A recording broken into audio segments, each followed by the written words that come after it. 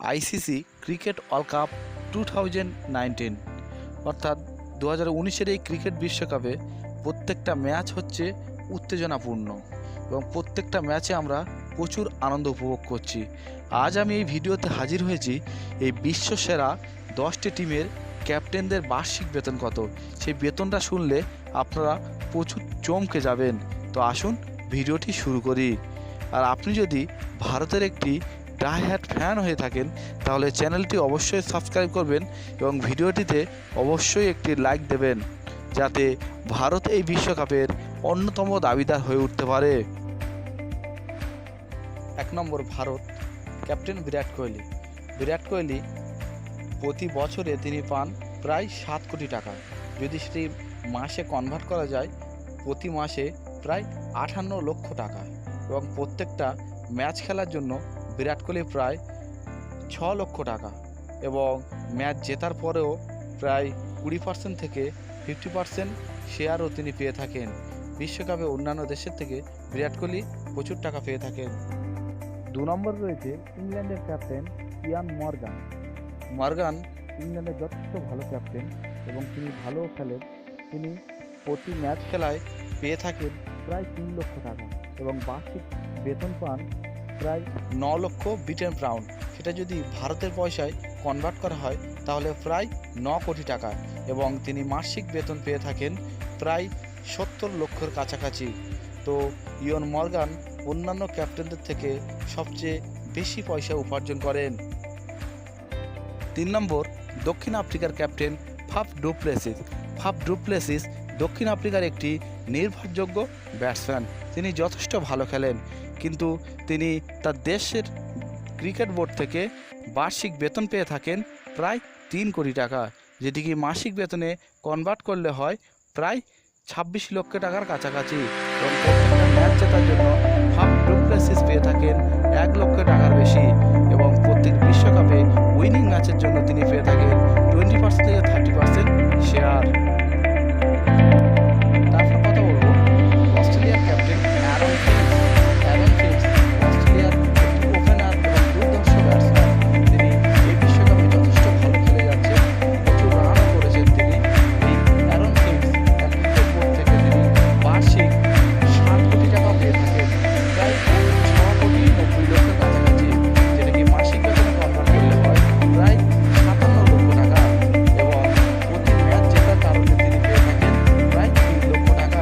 এছাড়াও তিনি বিশ্বকাপের উইনিং ম্যাচের জন্য 40% থেকে 50% শেয়ার পেয়ে থাকেন। 5 নম্বর New Zealand captain Kane Williamson. Kane Williamson ম্যাকুলামের পরবর্তী আসা ক্যাপ্টেন। নিউজিল্যান্ডের যথেষ্ট ভালো দক্ষতা রয়েছে। এই কেন উইলিয়ামসন তার ক্রিকেট বোর্ড থেকে পেয়ে থাকেন বার্ষিক প্রায় 3 থেকে 3.5 কোটি টাকা, অর্থাৎ যদি মাসে কনভার্ট করা হয় সেটি প্রায় 26 লক্ষ টাকার কাছাকাছি। এই কেন উইলিয়ামসন প্রতিটা ম্যাচ খেলার জন্য কোনো ম্যাচ ফি পান না, তবে ম্যাচ জেতার জন্য প্রায় 20 থেকে 30% শেয়ার পেয়ে থাকেন। 6 নম্বর শ্রীলঙ্কার ক্যাপ্টেন দিনেশ কারুনারত্নে। এই শ্রীলঙ্কার এই ব্যাটসম্যানটি তার ক্রিকেট বোর্ড থেকে বার্ষিক 2.5 কোটি টাকা পেয়ে থাকে, যেটিকে মাসে কনভার্ট করলে প্রায় 18 লক্ষের কাছাকাছি হয় এবং তিনি কোনো ম্যাচ খেলার জন্য ম্যাচ ফি পান না, তবে যদি কোনো ম্যাচে জেতে তবে তার থেকে প্রায় 10% পয়সা তিনি পেয়ে থাকেন। 7 নম্বর বাংলাদেশ ক্যাপ্টেন মাশরাফি মর্তাজা। মাশরাফি মর্তাজা বাংলাদেশে একটি নির্ভরযোগ্য বোলার হিসেবে তিনি খেলে থাকেন। এই মাশরাফি মর্তাজা বাংলাদেশ ক্রিকেট বোর্ড থেকে বার্ষিক বেতন পেয়ে থাকেন প্রায় 4 কোটি টাকা, যেটি মাসিক বেতনে যদি কনভার্ট করা হয় প্রায় 40 থেকে 42 লক্ষ টাকা। এছাড়াও তিনি ম্যাচ ফিও পেয়ে থাকেন এবং প্রত্যেকটি ম্যাচ জেতার জন্য 20% শেয়ার দেয়। 8 নম্বর West Indies captain Jason Holder. Jason Holder তার ক্রিকেট বোর্ড থেকে বার্ষিক বেতন পেয়ে থাকে 1 কোটি 90 লক্ষ টাকা, এটি মাসিক বেতন যদি কনভার্ট করা হয় প্রায় 16 থেকে 17 লক্ষ টাকা। তিনি ম্যাচ ফি পেয়ে থাকেন 50,000 টাকা এবং প্রত্যেক ম্যাচ জেতার জন্য 20% শেয়ার পেয়ে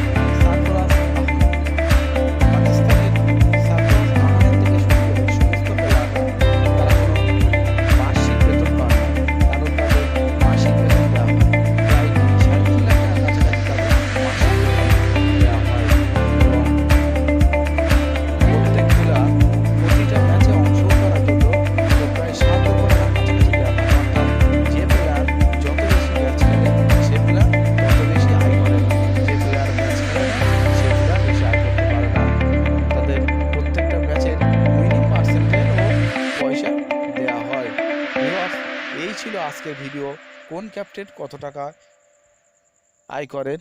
আপনার যে ক্যাপ্টেনের ভালো লাগবে তাহলে অবশ্যই ভিডিওটি একটি লাইক করবেন এবং কমেন্ট দেবেন।